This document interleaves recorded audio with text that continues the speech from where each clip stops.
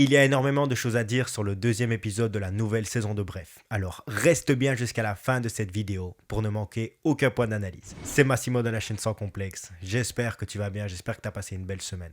Aujourd'hui, comme je te l'ai dit, on va simplement discuter du deuxième épisode de Bref 2. Je vais t'énoncer les dimensions que je voulais aborder avec toi. Désolé si je regarde l'écran de mon ordinateur, le but c'est vraiment qu'on parle un peu en format podcast, qu'on discute tranquillement toi et moi. Commençons directement, je voulais aborder 7 points avec toi et tu me diras à la suite de cette vidéo si tu es d'accord avec moi en commentaire. Commençons directement. Premièrement, tu ne te rends compte de la vraie valeur des choses qu'après les avoir perdues. Parce que quand tu as certaines personnes, certaines choses dans ta vie, tu les prends simplement pour acquis. Et lorsque tu les perds, tu fais tout pour essayer de revenir à la situation d'avant. Alors tu n'arrives jamais à te contenter parce que quand tu les as, tu les prends pour acquis. Et quand tu les perds, tu vas simplement essayer de retrouver ce que tu avais auparavant. Malheureusement, quand les personnes se rendent compte que c'est terminé, quand tu perds quelque chose, après c'est malheureusement trop tard. Donc essaye de te rendre compte de la valeur des choses pendant que tu les as et pas seulement après. Le deuxième point, c'est vivre, c'est relativement stressant. Parce que dans l'épisode, je vais essayer de ne pas trop te spoiler, mais voilà, je suis quand même obligé de te mentionner certains points. Dans l'épisode 2, je est assez stressé, tu peux le voir. Et alors, au cours de l'épisode 1 que tu as sûrement vu, qui était gratuit sur YouTube, on a fait le premier épisode, en fait, tu te rends compte également qu'il était stressé. Alors, quand la situation est au plus bas, il est stressé. Quand la situation s'améliore un petit peu, il est stressé. Tu te rends compte simplement que la vie, c'est relativement stressant. Et même si demain, tu as un rêve et tu arrives à l'accomplir, tu arrives à avoir le taf de tes rêves, tu arrives à faire les études que tu voulais ou simplement avoir la famille que tu rêvais d'avoir, ça sera quand même stressant. Parce que vivre, c'est pas facile. Mais c'est également une bonne chose parce que ça peut te permettre de ne jamais t'ennuyer. Mais bon, vivre, c'est assez stressant. Vivre, c'est pas facile. Mais c'est ça également qui fait la beauté de la vie. N'écoute pas ce qu'on se dit sur toi. Ça, c'est mon troisième point. Donc, peu importe ce que les gens disent. Si les gens te critiquent, si les gens te jugent parce que tu vis peut-être chez tes parents à 30 ans, si les gens jugent la façon dont tu te comportes, si les gens jugent les actions que tu fais ou simplement que tu es en coloc à 40 ans, c'est pas pour ça que tu dois toi-même remettre en question ce que tu es en train de faire. Peut-être que toi, tu vis la situation complètement différemment et tu es très content. Alors c'est pas parce que les gens disent que ce que tu es en train de faire c'est mal ou ce que tu es en train de faire c'est pas bon pour ton âge, c'est pas bon pour ton développement que c'est pas bon pour toi. Ils en savent rien. Ce qui compte, c'est que toi, tu sois content. Comme quatrième point, je fais une toute petite pause dans la vidéo pour te faire une annonce très importante. Il y a un être très cher, un proche qui vient de lancer un projet, Studio 91. Pour l'occasion, on a simplement fait une petite vidéo ensemble pour qu'il t'explique un petit peu ce qu'il propose. Je vais simplement te mettre la vidéo qu'on a créée ensemble à l'écran, mais je veux surtout que tu ailles donner toute la force possible. Je vais te mettre tous les réseaux sociaux en description avec le site internet. Va donner de la force et surtout, soutiens toujours les gens autour de toi. Excusez-moi. Oui, Je peux savoir ce que vous faites là? je suis le photographe en fait, je range un peu avant de commencer à prendre des photos. Ah, c'est l'agent qui vous envoie. Oui, c'est bien lui qui m'envoie en fait, il m'a commandé un pack IMO. Et ça comprend quoi exactement? Les photos intérieures, les photos extérieures, les photos par drone. Et aussi les plans intérieurs 2D. Des visuels de qualité, c'est la clé pour vendre vite et bien. Pas besoin de préciser que c'est pas un placement de produit, mais donne toujours de la force aux gens qui t'entourent. Bon, je pense que je me suis assez excité. Maintenant, on va simplement s'asseoir et continuer notre analyse. Être parent conditionne un changement radical de notre vie. Alors, ce point-là, je voulais simplement l'aborder avec toi, mais dans un aspect assez différent. Parce que c'est vrai que quand on devient parent, en général, on laisse de côté plein de mauvaises habitudes. On essaye d'avoir et de mettre en place une nouvelle routine quotidienne pour se sentir mieux, pour faire en sorte que notre bébé se sente au mieux. Et là, je voulais un petit peu aborder ça dans une vision différente. Donc ça montre simplement que lorsque tu es parent, tu changes du jour au lendemain. Évidemment, tu ne vas pas te réveiller du jour au lendemain et être un homme ou une femme complètement différent. Mais dans ce cas-là, ça montre qu'avec une vraie raison, qu'avec un vrai objectif, tu peux simplement devenir la personne que tu veux.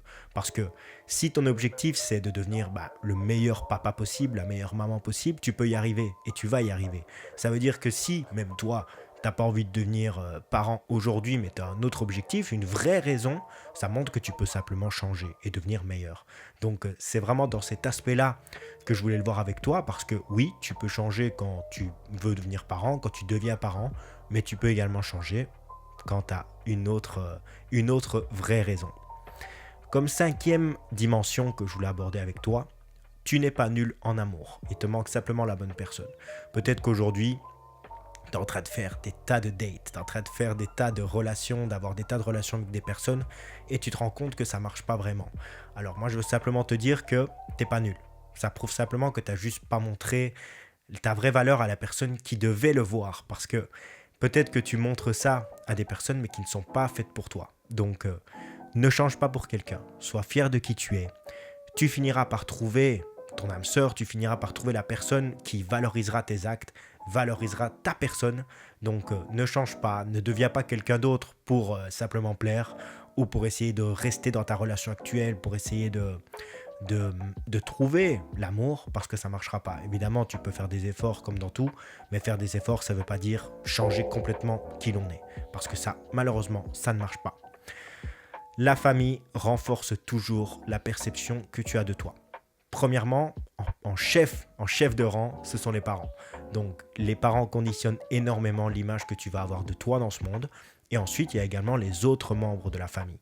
Les frères et sœurs, les cousins, les oncles, les tantes, les parrains, les marraines. Parce que quand tu as des repas de famille une fois par semaine, une fois par mois, une fois toutes les 2 semaines, j'en sais rien, je connais pas la fréquence, tu entends quand même certaines choses pendant toute ta jeunesse, pendant toute ton enfance, qui vont conditionner la manière dont tu vas te voir plus tard. Et si tu as des frères et sœurs, c'est peut-être même du matin au soir, de 8h du matin à 23h. Ça va évidemment changer la manière dont tu te perçois. Donc c'est très important de ne pas écouter toujours ce que te dit ta famille, parce que parfois, simplement, avec certains actes, avec certaines réactions, ils vont simplement te faire sentir nul, alors que tu ne l'es pas forcément.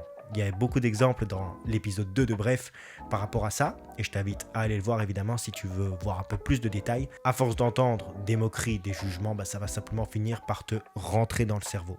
Et si on te répète quelque chose pendant 15 ans, 20 ans, voilà.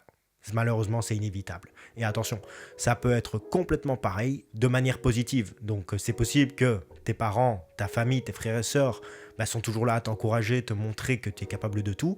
Et là, ça va 100% être la même chose, mais en effet inverse, en effet positif. Donc, ils ont également une très grande influence. Comme dernier point que je voulais aborder avec toi, agis avant qu'il ne soit trop tard. Arrête de remettre tout à demain. On a l'habitude, quand on veut faire la paix avec quelqu'un, on a l'habitude quand on veut faire quelque chose qui est bon pour soi, de remettre à demain, de remettre à demain. Et au final, tu vas continuer à remettre à demain pendant des années, pendant des mois, pendant, j'en sais rien, des décennies.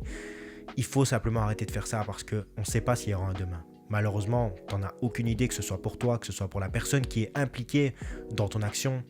Tu ne sais pas si malheureusement demain, toi tu seras encore là, si cette personne sera encore là. Et tu ne sais pas si demain, ce sera peut-être trop tard. Par contre, une chose qui est belle, c'est que si tu es impliqué dans ce terme d'agir, mais que c'est impliqué avec une autre personne, pour toi, ce n'est jamais trop tard. C'est jamais trop tard pour pardonner quelqu'un, c'est jamais trop tard pour faire le deuil ou simplement pour changer. Parce que dans la vie, c'est toi contre toi-même. Et si tu dois pardonner quelqu'un, peut-être même qui n'habite plus dans la même ville que toi, peut-être même qui est décédé, peut-être même qui ne fait plus partie de ta vie, simplement, il n'y a pas besoin d'aller aussi loin. Si toi, tu fais la paix avec toi, si toi, tu envoies un message, tu envoies une lettre, tu téléphones ou tu vas simplement au cimetière pour te faire pardonner, c'est toi contre toi-même. Faire le deuil, mais pas simplement en termes de mort, mais également faire le deuil des actes, des actions qu'il y avait englobées avec cette personne. Et comme le dit très bien à la fin de l'épisode, bref, c'était trop tard. Ça c'est mon fils, Mais pas pour moi. J'espère que tu as apprécié cette analyse de l'épisode 2. De toute façon, j'espère que tu as aimé parce que dans quelques jours, avant mercredi soir, tu auras l'épisode 3. Je vais essayer d'enchaîner les épisodes assez vite. On va essayer de boucler ça assez rapidement. Abonne-toi pour plus de contenu sur Bref, mais également sur l'accomplissement de ses rêves. C'est à ça que ça sert la chaîne, sans complexe. Ne cesse jamais de croire en tes rêves et sois fier de qui tu es. Je te donne rendez-vous dans les jours qui arrivent. Peut-être demain, peut-être mardi, peut-être mercredi pour l'épisode 3. C'était Massimo et à la prochaine!